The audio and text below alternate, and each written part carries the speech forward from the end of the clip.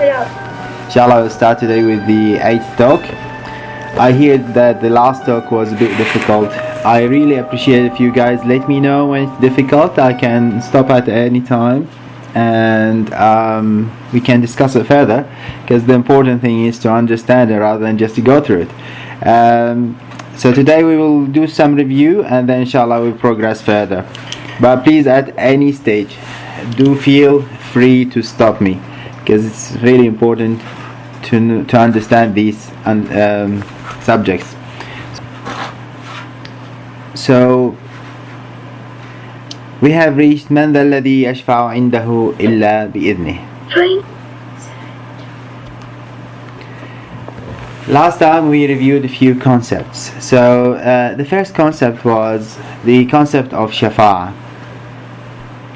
Remember that the meaning of shafa'ah, shaf is double and witr is single.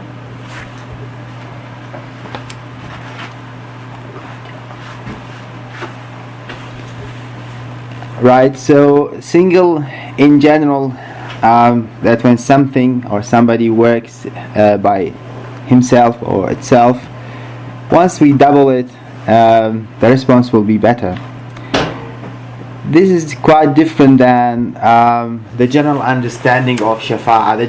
The commonly understood meaning of shafa'ah is when two people have trouble and a third person come to solve this problem between them, or to make somebody accept the other. But the Quranic meaning of shafa'ah is quite different, and inshallah we went through some of it last time, and inshallah we progress further today. I want you to keep on remembering shafa'ah means doubling, because that's the very important concept that we will depend on, inshallah. The second concept we discuss is the transfer adapter. What is the transfer adapter? Between any two different realms or environments, there should be some adapter. And we gave the example of Horton, the elephant who could manage to hear in a flower speck some voice, and that voice came for a minute creature, and the reason for that, because they could manage to find the device which can transfer this. Otherwise, between two different environments, sometimes really difficult to make the connection. So the adapter is very important. Another practical example is between a scientist and a bacteria. We need this adapter, which is the microscope, and the microscope is the one which a device which can make this connection possible. So the transfer adapter is very important in the whole the whole life, because there are so many universes and realms, and the connection between them without this adapter will be very difficult. The third concept is a facilitating or doubling agent. Remember, we talked about in this universe there are some universal systems that facilitate the universe function. So really the universe cannot function without these facilitator, otherwise everything can be slow and dysfunctional. And one of the examples that if a system in this universe work by its own, it will go further, but it will be very slow. While if there is a facilitator or doubling agent, it will go really fast and much more. Math is a very simple example of that. And in math, if there is 1, whatever power you use, whether 2, 3, 4, it will stay 1, isn't it? Mm-hmm. You all agree? Yes. Yeah. Right. But if we add just 1, the power will work much better, much better. It will exponentially expanding. This is not only in math. This is really in everything in the universe. And we gave one example in our body. When somebody get a wound, this wound has to be stopped by a clot, and this clot from platelet, red blood cells, and some fibers.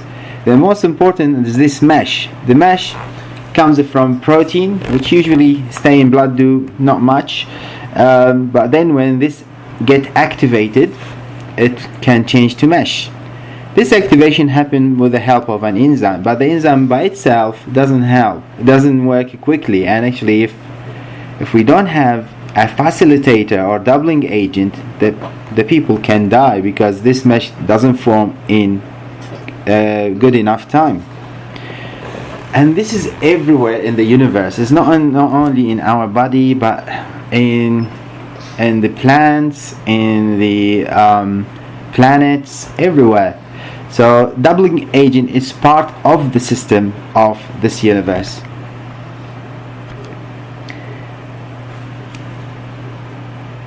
And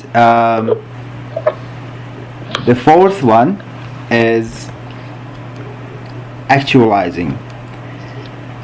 In everything in Allah's creation, there is a potential, and these potentials needs to be actualized. But the first step needs to come from this potential to be actualized. And we gave the example in this seed. The seed has the potential to be a plant, but there should be something or somebody or some agent to look after it so it can grow. If that farmer, so this is the example of the agent, is slack and spend the time playing music and smoking, this seed will not actualize its potential and will stay dormant and then probably get eaten by something and will go away and vanish. The fifth and the last concept we discussed last time is the doer and the receiver. We did discuss this few times before, but because it's so nice concept, it's very nice if we digest this concept. We gave the example of the rain, and the rain, let's say in a place that it rains a lot, but how much we can collect depend on what sort of container we use. If we use a small container, we will just collect small amount of rain. If we use a larger container, we can get lots. And because subhanahu wa ta'ala gifts is abundant, so we need to increase our container so we can get more. Now, up till here, any question? And please, I really want you to ask any question if there's any, because there's no point of progressing without these concepts being clear for you. Is silent. Let's put them together. So between subhanahu wa ta'ala, who's everywhere, to talk to the smaller realm or universes, there should be a conductor. So this is similar to the example we gave with the scientists and bacteria, with Horton and the small universe that he could manage to talk to. There should be a system of conduction or transferring things to us, and the transfer adductor here is played by the angel. So all these angels in the universe is the system that Allah has put to communicate with us, and to make things easier for us. So you know, that's the hadith that Allah has put 70 angels looking after each person. So each one of us has 70 angels in him or her to look after them. It's very important and a very beautiful concept of how merciful God is to give us all this. And these are all the systems that working in us, all these cellular systems that works in us. So this is part of him, and this is the doubling agent, and this is what we call shafa'a. Right. So if we work alone, working alone is okay, but by itself is very slow. If we use the doubling agent, that's the shafa'a, it will go really fast. And this is the facilitating agent that we need to have that. So why did Allah, and this is a question for you, and I really want your interaction here, why did Allah put such a complicated system in the universe? It's a perfect system. So one answer is a perfect system. Yes? So you can make it like sort of charging for us, so we have to like work it out ourselves, not like make it so easy so it can be. Oh, that's interesting. So that's interesting. So actually, he made it difficult so to prevent us going lazy. Well, interesting perspective.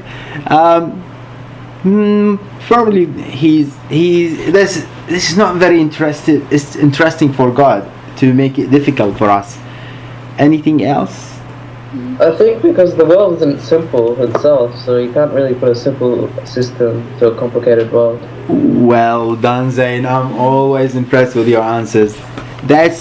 I can say exactly it. What do we call this system? When Allah subhanahu wa ta'ala, He created this system to make things work for us, because otherwise we don't. What system that means? If we come out of religion, or when we discussed logic before, what is the name of this system when He created, if this happened, this will result from it? What did we call it? Cause and effect. Cause and effect. Well done. So actually He created the system of cause and effect. So this is part of the universal system, and cause and effect is shafa'ah, and this is shafa'ah in the formation. So for this paper to be burned, it needs what? It needs fire. Can Allah make it burn without a fire? Definitely He can. But He wanted this system to work according to a cause and effect, because that's the only way for us to understand it, or for it to reach us, because otherwise we are so limited. And the same with water.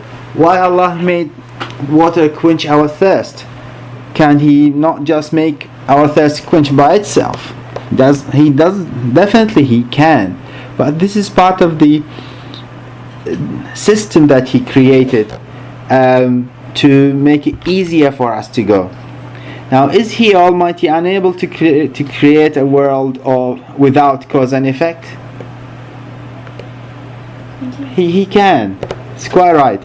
But here, because we remember, it's not His limitation, it's the limitation of us, of the receiver, not the giver. And that's exactly what Zain just alluded to very nicely. So it's because of us all this system of cause and effect has happened. It's not because Him who cannot work without this. And once we understand this will be very beautiful, because that will be applied on everything around us. So Allah subhanahu wa ta'ala, in His creation, He created the intercessor as part of the system. So this system of intercessor, or the shafi', or the doubling agent, or the facilitator, whatever you want to call it, is part of the creation and formation system, and that's what we call the cause and effect. And in this is the angels who are working. The angels are the cause and effect and are the system, and that's what we call them فَالْمُدَبِّرَاتِ أَمْرًا. Remember in the question of last week, by those that direct the affair.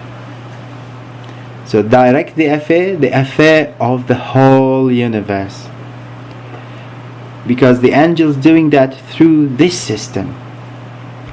Alright, so I want you to remember this is the formation intercession, which we in Arabic we call it shafa'a takwiniya, because in any formation of anything you need a system, and this system is a shafa'a. Without this shafa'a, the system does not work, and without this intercession, the system will not work. Up till here, any question? Because we are going to progress further. Alright, I'll take this as everything understood? Yes. Okay.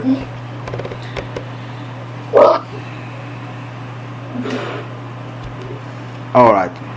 So really, when we understand this system, we can understand this verse of Quran. Ya ayyuhan nas antumul fuqara'u ila Allah wallahu huwal ghaniyyul hamid. O mankind, it's you who are poor and in need in relation to God, and God is sufficient, worthy of praise.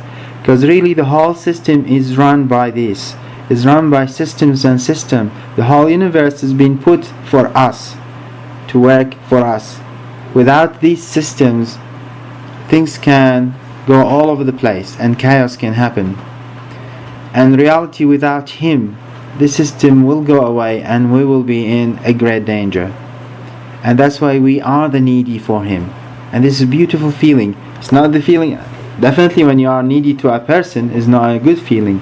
When you are needy to God, it's a very nice feeling, because you know that He is always with you, and if you depend on Him, He will be sufficient to cover all your needs. So then we will come, this system is not working only in the way down from Allah to the creation, because you know He created us for us to progress further. So this system also working in the other way around, from us to Him. When we want to reach closer to Him, He put the same thing. It's another system of intercessors. So heaps of intercessors, as they worked for us in the formation and creation part, they work for us in the ascending part. And this is the doubling that we talked about. If the farmer here looking after the seed, it will not just turn to a plant, it will go up to tree. And if this bottle will be just half filled, with intercession it will be fully actualized, fully filled. So that's the beauty of intercession, and it's part of this system. Without intercession, things doesn't work. Is this clear? Yes. Excellent. That's very good. Thank you for Yes. answering. Now, I want to here to touch on a perspective. Sometimes you may have this discussion. Some people come and they said, "Oh, we don't believe in Shafa'ah, and Shafa'ah that you believe in, that are you asking people, is wrong." And they reject the intercession on the base of this verse. So in this verse, Allah says, they worship, and He's talking about the kuffar of Quraysh, the unbeliever of Quraysh, in the old days. They worship beside Allah that which neither heard them nor profit them. And they say, that's the kuffar says, these are our intercessors. So these idols are intercessors with Allah. And they say exactly what people, when they ask for intercession nowadays, they are doing what the kuffar of Quraysh doing. So we need to understand very subtle point here, and once you understand it, their argument will be really in vain. The first thing is the question: did the old unbelievers, the kuffar of Quraysh, accept that there is a creator? Yes. So yes, they did accept. Thank you, Maryam. So because they said, when he asked them, do you doubt there is a creator? They said, no, we don't doubt that there is a creator. So what did they reject then? Why they did not believe in the Prophet sallallahu alaihi wasallam? Yes, They believe that they had to see it. And they have to see it. Well, they believe there is a creator. They did not want to see it. What was the problem? Why they decided not to believe? They were eager. Yeah, but what's their argument? Because they were worshipping idols. What did they want? And they were asking them all their needs. So which part they did not believe in our Prophet's call? Equality, fairness. Equality, fairness, that's right. But there's something very important they did not want to believe. They believed there was no intercession? No, they were believing in intercession. They thought that their idols are their intercessors. Yeah, but like from our God, they think there was no intercession. Yeah. No, not that. Actually, what they did not want to believe is in the hereafter. They said, is it real that when we die we will come back again? And why is that major for them? Why they decided not to believe in the hereafter? They were scared of themselves. Scared of themselves because of... To go to hell. Because what? Goes to hell. Yeah, but hell and paradise, what does that mean? They have to work. They have to work. There is responsibilities and accountability. That's what they did not want. And that's the big thing. So, have you heard this before? Like people don't want to do things that Allah told them? And nowadays, do you hear that? Yes. So the main thing for the kuffar of Quraysh, and how the shafa'ah they believed in is different than what we believe in and what Allah wants us to believe in. They believed in shafa'ah in this life, the shafa'ah that make things easier for them. So they believe that if they give some gift to the idol should give them in this life. They never believed in hereafter. While what we believe in as a shafa'ah is the shafi' and the system that Allah has put will help in the hereafter. And this is a big difference between both. So those guys, they decided to go to idols. They do believe in a creator, but they don't believe in the hereafter, because that means they have to work and they have to be fair and they have to be good with people, and all this is lots of work for them. So they did not want a system, they wanted chaos. And that's the big difference. Allah has created a system, and anybody who goes against system and use chaos, he will end it like them. But the problem is how to choose a system. I mean, if I am in this life and I have to choose a system to reach to Allah, how easy to choose a system. And how do you think Quran can counteract this, a system theory? I'm talking about how Shaitan can counteract this, the system. No, sorry, but I missed it. I said Quran. Making lots of systems, false systems. Well done. So actually, to confuse us, Shaitan will make it very difficult to choose a system, and that's why you see we have Christianity, Judaism, Islam, Buddhism, Sikh, Taoist, Hindu, you name it. And nowadays we have this new thing, the Freemasons, the Communists, and interestingly the Wicca. Has anybody know what Wicca is? No. And Satanism, Animism, New Age. Wicca, by the way, it's the belief in magic. And they call themselves a religion now. So it's wicked, isn't it? This Wicca thing, right?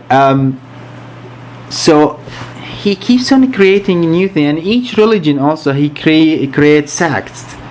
So he keep on confusing us. Which system should we use to reach Allah subhanahu wa ta'ala? To reach to that stage. So they said take the grey road. Not cool, because so many grey roads there. Right? So that's what he wants. But Allah created something to counteract that, and this is the Shafi'. So try, when you encounter such a question that what we are believing in similar to the idolaters, we are totally different, because nowadays idolater is more difficult. Because nowadays, what's the upgrade from the chaos of the old unbelievers? Science. So nowadays they said, not science. This is unfair for science to say that.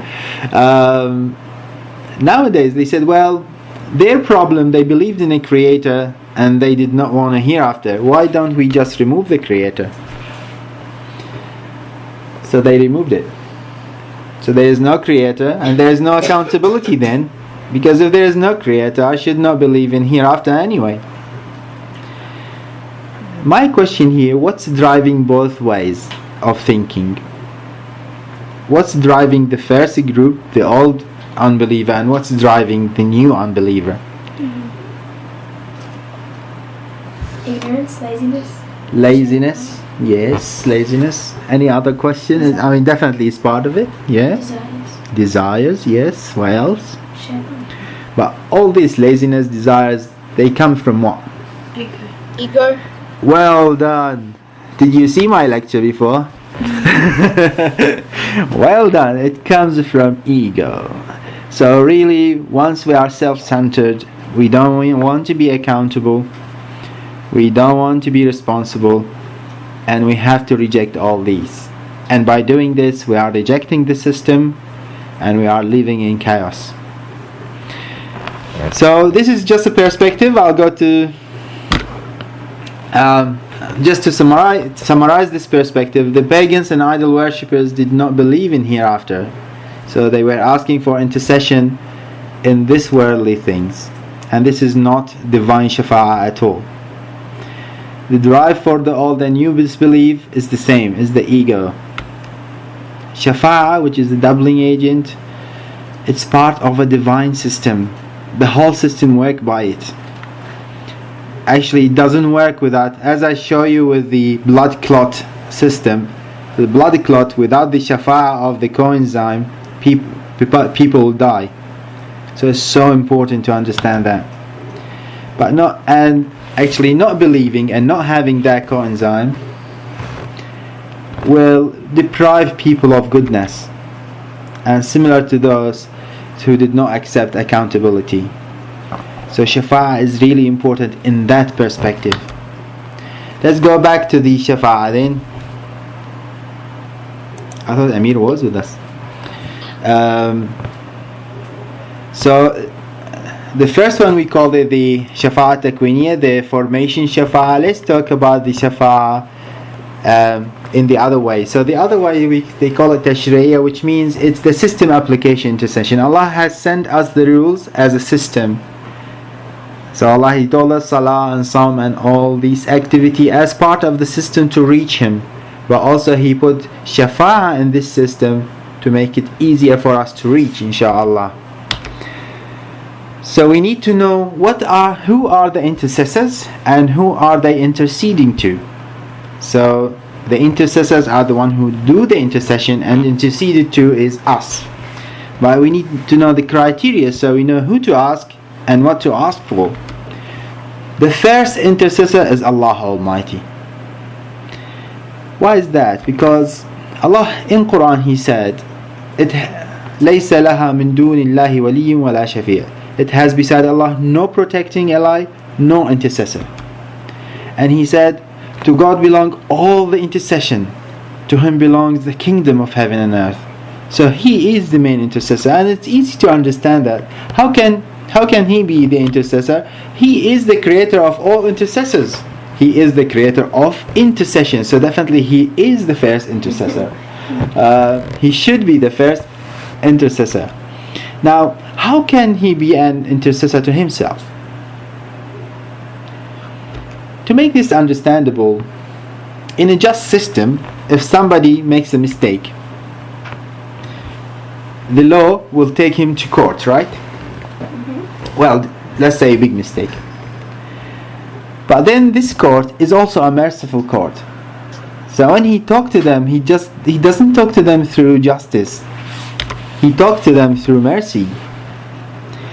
To make this understandable, for example, if there is a mom and a child, and the child, she told him not to take that big bowl of milk, for example, and he decided to take it, and unfortunately it fell on the ground. Lots of mess. Now he's a sinner, and there is a rule in the, well, he's a mistake. He did a mistake rather than a sinner. And there is a rule in the house, and he has to submit to these rules. But then he comes through what? Through the mercy. Please forgive me. Give me a chance, and through the mercy it will happen. This is exactly the rules that Allah gave us, so we can take this route. So he's an intercessor. He works through his other merciful part to intercess to the justice part. And to understand this, I'll take you to this dua in Sha'ban, and we have and Mubarak for you. We started Sha'ban, alhamdulillah. Imam Ali says, my Lord, if you condemn me for my crime, I will cling to your forgiveness. And if you hold me for my sins, I will cling to your granting pardon. If you haul me into the hell, I will tell those who's in that, I'll love you. So although he's talking from the perspective of a sinner, he is using the position of asking forgiveness. So Allah and Ahlul Bayt has taught us to use this type of intercession with Allah subhanahu wa ta'ala. And it's beautiful, and when you read this dua with this thinking, you really will feel close to Him, to His mercy. Inshallah you will in this month. The second intercessor is angels. Probably that's easier to understand, but Allah in Quran also told us that. He said, and those who carry the throne and those around Him, they glorify and praise Lord, and that they believe in Him, but also they ask forgiveness for those who believe. Yes, they ask, "O you our Lord, you embrace everything with mercy and knowledge, so forgive those who repent and follow your way." So this is very nice, because if you feel that all the angels in you and around you can ask for forgiveness for you, so you may as well ask for it. What we do when we say salawat and Allahumma salli ala Muhammad wa ali Muhammad, we say inna Allah wa malaikatuhu, indeed Allah and His angels do prayers on Muhammad and Ahlul Bayt. So really in everything we ask the angels to do, and they do. So they are really major intercessors, and because they are part of the system, they are not only in the system of formation, they are the system of action, and they can help us to come up. Any question till now? Everything? I don't have a question, but I can't see your screen anymore because you told me to do an update and I pressed no, and now your screen turned off. Oh, okay. Well, we are about to finish, Emir. Oh, nobody's seeing the screen? Hi. I can see it. Alright. But this is actually the last slide, Emir, so if you can listen to us, it's fine. And I already sent the PowerPoint to everybody. And now my system is not working. No, it is. Right, so the angels are part of the system of intercession. And next week, if God's will, we will take the prophets as the third type of intercessors. So today there will be no particular question. I just want your writing to be how much you understood from up till now from the Shafa'ah. And please don't write a lot, just less than 1.5 page. And we'll see how it goes, inshallah. Any question? No? Nope. Sallu ala Muhammad wa ali Muhammad. Allahumma salli ala